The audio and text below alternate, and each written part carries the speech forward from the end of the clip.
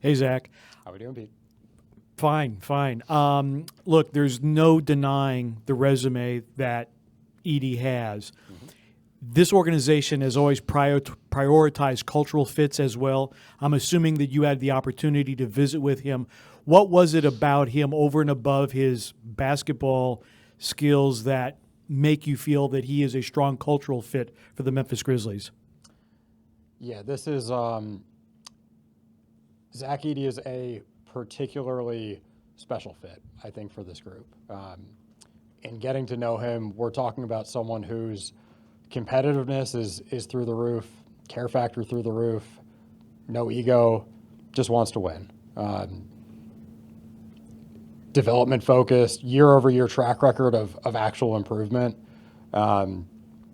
When we talk about the DNA of this team and what we're trying to build out, Zach Edey to a T is that definition. We could not be more thrilled to land him in this draft. Zach, there were kind of reports throughout the day of you guys trying to move up on the board.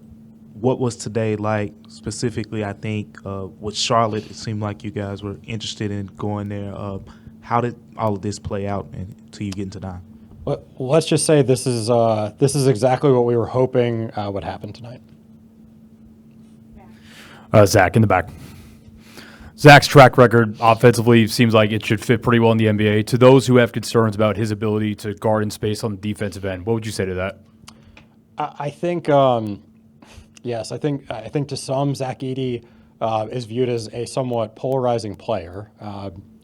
For us, when we think about, let's start with Zach. And the progress that he's made, what he did over the course of his 4-year career, at Purdue, making that national championship game, working on his body. Every year I think his mobility clearly improved. Year over year. I think there's some misconceptions about Zach Edey and his defense. We're talking about a player here who was told not to foul out of games. He was such a significant part of that Purdue team that his foul rate for a big and his durability for someone who's 7'5" with a 7'11" wingspan, not missing games. Not fouling out of games. I think 2 fouls per game, or something to that effect. I think there's something to be said about, allowing him to, be a little bit more aggressive, which he obviously, will be able to, at this level. I think there's a lot to be, said about the situation with us, with Jaren Jackson Jr. I think Jaren, kind of roaming, off of Zach, his weak side rim protection, Edey, as the anchor, in drop coverage. I think that's, that's a look that we're very comfortable with, and I think Zach, has the potential to be a very positive, impactful defender, over time in the NBA. Again, care factors through the roof, incredible rebounder. That's certainly something that we wanted to have as a look. We have options, now. When we think about the push that we're making, to take this team all the way to a championship, you see it. It's really difficult to get through 4 rounds of the playoffs. And in our front court now, there's a lot of different ways we can play. We have year over year, evidence that Jaren and Brandon Clark, whoever's the 4, whoever's the 5, in that pairing is a great pairing, dynamic athletically. We're optimistic, about what the Zach Edey, Jaren pairing is going to be. Jaren and Santi, we can spread the floor a little bit more, pass dribble shoot, type of look. But it's not easy, to build a team that really can not just deal with different type of matchups, but we tried, what really appealed to us about Zach, you spend a lot of time thinking about how do we match up against this team? How do we match up against that team? Zach is incredibly unique in that you got to deal with him. We now have, from a size standpoint, from a physicality standpoint, that's something that other teams are going to have to grapple with. We want to have looks that we can throw out there that give us the advantage. Let them, figure out how to deal with us. And we have different looks we can throw out over the course of a game or over the course of a series. That optionality, I think, is something that really intrigued us, and we think could make an actual difference.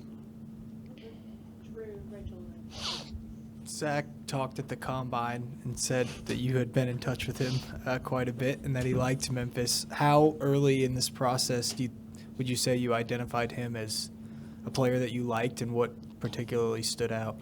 Yeah, Zach let the cat out of the bag. We knew him from the year before. We got to know him during the process of last year's draft when Zach tested the waters but ultimately withdrew. At the time when I believe you interviewed him at the Combine, Drew, we had yet to speak with him. Zach, obviously, we saw the call where it was made to Edey that he was coming to the Grizzlies, and it was a very emotional and really happy time with his family and friends. Just walk me through kind of that call and what he said to you on the phone when that moment happened. Yeah, it helped that, we have had, opportunities to get to know Zach in the past. You never know how these drafts can go, but I think he understood both the cultural fit and the on-court fit. There was a lot of mutual excitement about him joining the Grizzlies. Yeah. Zach, here. You talked about you being thrilled with the way this ended up, but didn't you try to trade up in the draft to try to take Donovan Clingan? I haven't seen that reported anywhere. I'm asking. I'm saying this is how we wanted the draft to play out tonight. Okay. Zach. So, Zach was a guy, he had over 500 post-ups in about 40 games last year at Purdue. And with Taylor Jenkins operating with this big man, as we've seen in the past with Jonas and with Steven Adams, they operate around the top of the key or around the elbows. Just what sort of misconceptions or anything about his offensive game about he's mainly post heavy, but how do you see him fitting in this particular system given, how Taylor has had the centers operate in the past?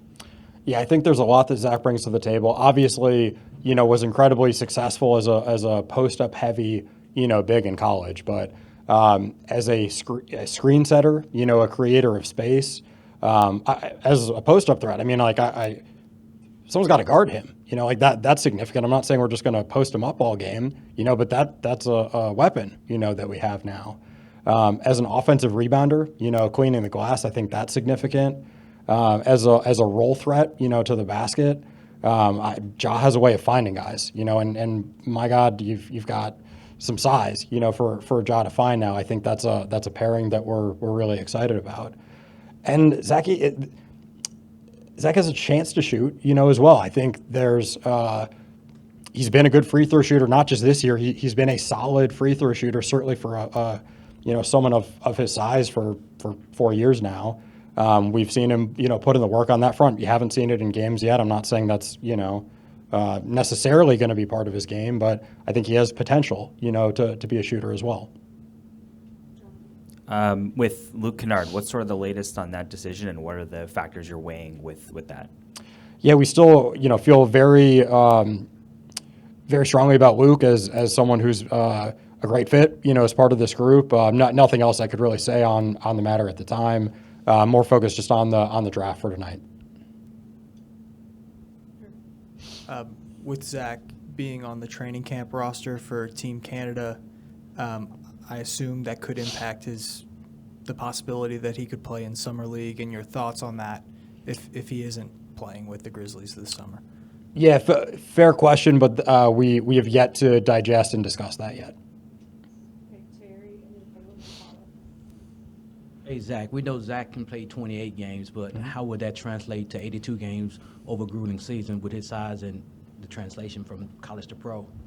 Yeah, Zach's durability, over the course of his Purdue career is somewhat remarkable. Again, for a big to have barely missed, any games over the course of his college career. Obviously, we'll get him in and get to know him and figure out, exactly what, how we're going to deploy him and the rest of the group, going forward. But I'm just excited to get him in here, and that's not a place where we're concerned. Zach, in the back. there's only a handful of guys in the NBA that have won 2 Naismith Awards prior to being in the NBA. Guys like Oscar Robinson, Pistol Pete. Do you think that Zach can carry on that tradition of becoming Hall of Famers like those guys? And also, what kind of impact do you expect him to have immediately? Yeah, listen, I'm not going to set, Zach's career is going to be this or that, but we think he's a meaningful, impactful, part of our group who can help us, achieve high-end team outcomes. That's what we're focused on, and I do think our situation will help optimize Zach as well. I think having a big like Jaren Jackson Jr. On both ends of the floor, I think that helps optimize, Zach, and I think Zach helps optimize us. Zach, you kind of mentioned it. A player like Zach, who has achieved all of these accolades and also has been counted out. The Grizzlies, no stranger of going and picking guys like Gigi or Ja Morant that have also felt counted out. What was it about his mentality when you were able to speak to him about just why he would be a great fit here in Memphis? Yeah, I mean, it jumps off the page, the competitiveness. Some guys, I mean, I think you can see it just watching him, but sitting down with him, I mean, there's no nonsense. He's incredibly motivated, but you just, the evidence, you see it right there. There's a year-over-year track record of improvement. There's a year-over-year track record of winning, at a high level. I'm excited for everyone to have an opportunity to get to know Zach, because I think that's going to be readily apparent when you have a chance to get to know him. You still have 2 picks coming up tomorrow. Yeah, we do. Do you think that the gap between the sort of the during the day tomorrow is going to generate more discussion, potentially more trade activity in the second round? From a league-wide standpoint, or for us? Either way. If you want to tell us you have some trades coming, that'd be great. Yeah, we'll see from a league-wide standpoint. It'll be interesting to see. We're excited to have the opportunity to regroup, and obviously we set a whole board ahead of time, but an opportunity to take a step back, strategize,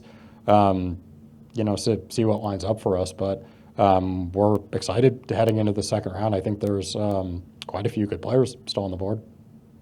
Zach, we saw a few Grizzlies players post on social media. They seem to be excited about Edey coming and becoming a Grizzly. Did you have any conversations with them throughout the night, and what are their initial reactions? I will let them speak for themselves, but there is a lot of excitement about this pick. I'm not going to ask in the back. I'm not going to ask if you see any comparisons between Zach and Steven Adams, but obviously when Ja has played with a big-body screener like Steven Adams, that really seems to unlock him. What do you think about that combination in the future as well? Yeah, it's a combination we're very excited about.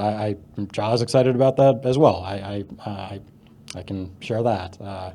What Ja continued to speak on it, I think he already has on social media tonight. But yes, I think having a big, on the roster who brings that element to the table is really significant for us. Again, I think some matchups, we want the flexibility to be able to, kind of have different looks where we have the advantage, and I feel like we now have that. But specifically on that point, we see significant value, having a big like that vis-a-vis Ja. Zach, in the second round tomorrow, just based on the way you see the end of the first round play out, how do you feel about the board, where it is now for yourself, and what particularly are you looking for in the second round? Feel good about the board, but you'll have to stay tuned to see what we might do tomorrow. Can't give any hints there. All right. Thanks, Zach. Thanks, everyone. How you like this format so far? You like the 2 days? I want it even more casual. Are we talking about the press conference format or the 2 days? The draft process.